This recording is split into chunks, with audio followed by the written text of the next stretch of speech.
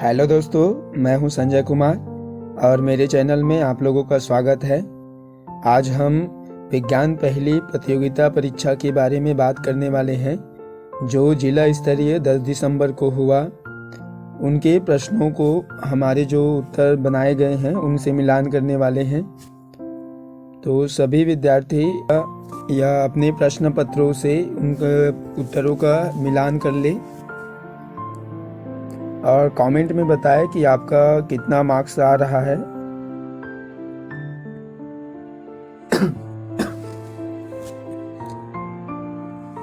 विज्ञान पहली प्रतियोगिता के अंतर्गत सबसे पहला खंड पूछा गया है भौतिक शास्त्र से। तो यहाँ पहला प्रश्न दिया हुआ है, निम्न में से सबसे छोटी इकाई है। यह प्रश्न पुराने प्रश्न पत्रों में से रिपीट किया गया है। जो मेरे YouTube चैनल पर उनका वीडियो भी है, तो आप उन्हें भी एक बार देख लेना। पहला प्रश्न है, निम्न में से सबसे छोटी इकाई है। तो इसका आंसर हो जाएगा फर्मी, ऑप्शन नंबर सी का। दूसरा प्रश्न देखिए, जब कोई पिंड ऊपर फेंका जाता है तो उच्चतम बिंदु पर, इसका आंसर हो जाएगा ऑप्शन नंबर बी, त्वरण शून्य होता है, वेग नहीं। प्रश्न क्रमांक तीसरा देखिए, पृथ्वी के केंद्र पर वस्तु का भार होगा। तो इसका सही आंसर हो जाएगा पृथ्वी की सतह पर भार के बराबर। चौथा प्रश्न देखिए, कौन से गुण खाना बनाने के बर्तनों के लिए सबसे उपयुक्त होते हैं?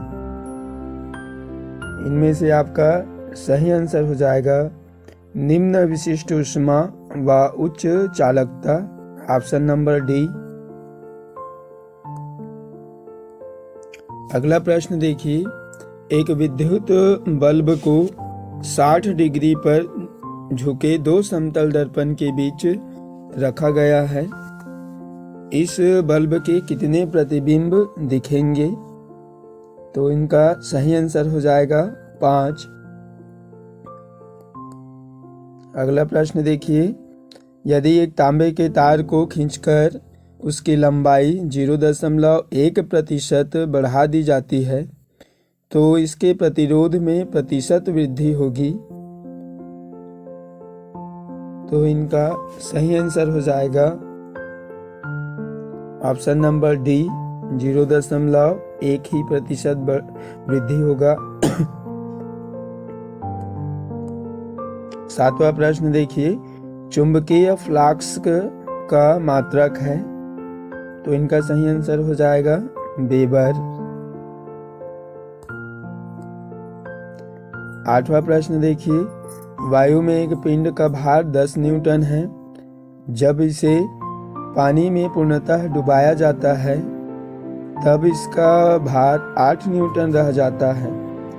पिंड के द्वारा विस्थापित जल का भार होगा।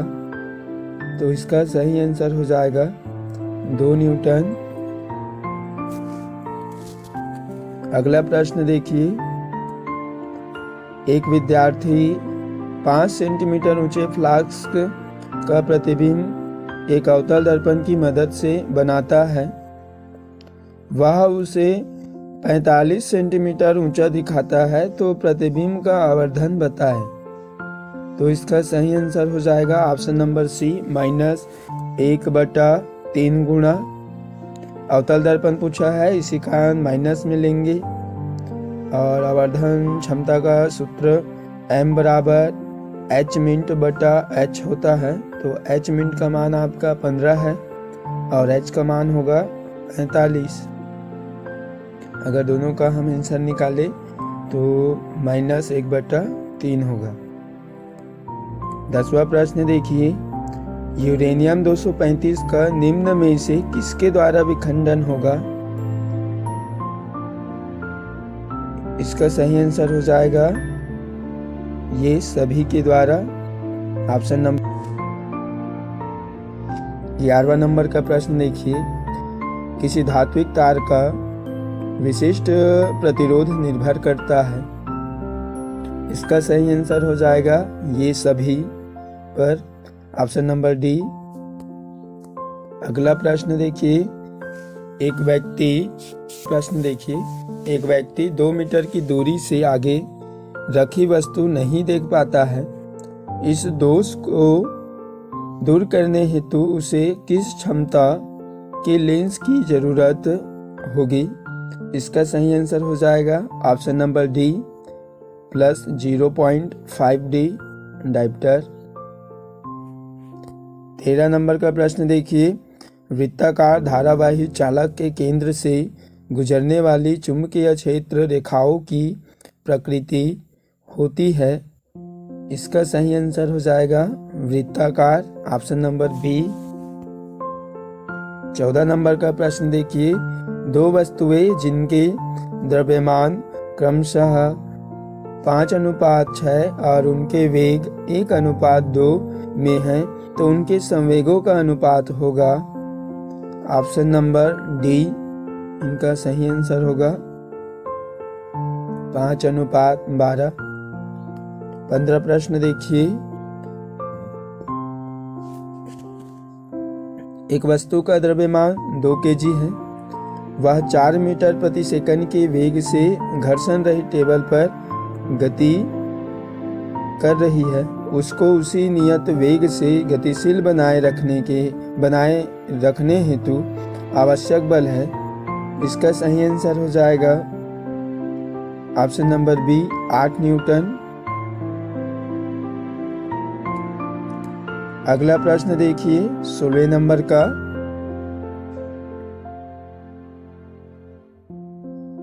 सिग्मा नॉट का विमीय सूत्र है, या उनको बोल सकते हैं कार्य का विमीय सूत्र।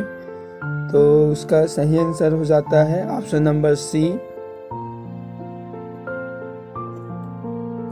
17 नंबर का प्रश्न देखिए, कोई व्यक्ति एक स्थान से दूसरे स्थान तक आधी दूरी 30 किलोमीटर प्रति घंटा तथा शेष आधी दूरी 20 किलोमीटर प्रति घंटा की चाल से तय करता है, तो उसकी औसत चाल क्या होगी? इसका सही आंसर हो जाएगा ऑप्शन नंबर सी 25 किलोमीटर प्रति घंटा। 18 नंबर का प्रश्न देखिए, 1 किलोग्राम बर्फ को बिना ताप में परिवर्तन किए पूर्ण रूप से पानी में परिवर्तित करने के लिए आवश्यक ऊष्मा का मान होगा। इसमें आपका सही आंसर हो जाएगा 536 कैलोरी ग्राम, ऑप्शन नंबर डी का। अगला प्रश्न देखिए 19 नंबर का, अमीटर को विद्युत परिपथ में सदैव जोड़ते हैं, तो इसके लिए सही आंसर हो जाएगा श्रेणी क्रम में। 20वां नंबर का प्रश्न देखिए, एक मछली तालाब की सतह से 75 सेंटीमीटर गहराई पर प्रतीत होती है, तो सतह से उसकी वास्तविक गहराई बताइए। पानी का अपवर्तनांक दिया है 4/3 होता है करके, तो इनका सही आंसर हो जाएगा ऑप्शन नंबर सी 100 सेंटीमीटर।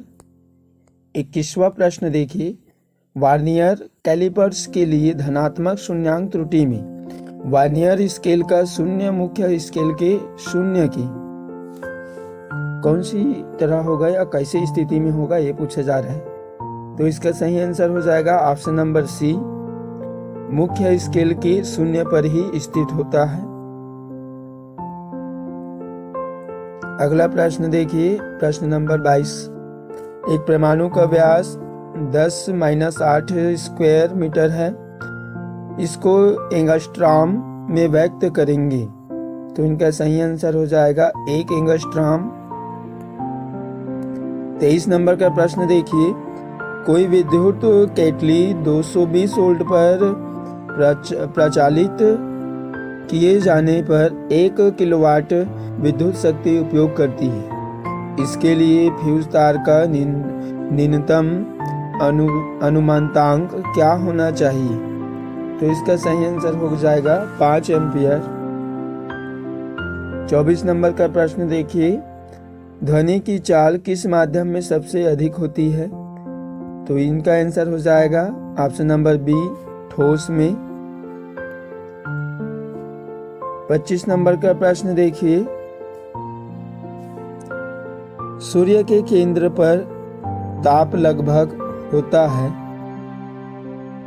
तो इसका सही आंसर हो जाएगा ऑप्शन नंबर बी, 1.5 गुना 10 की घात 7 केल्विन।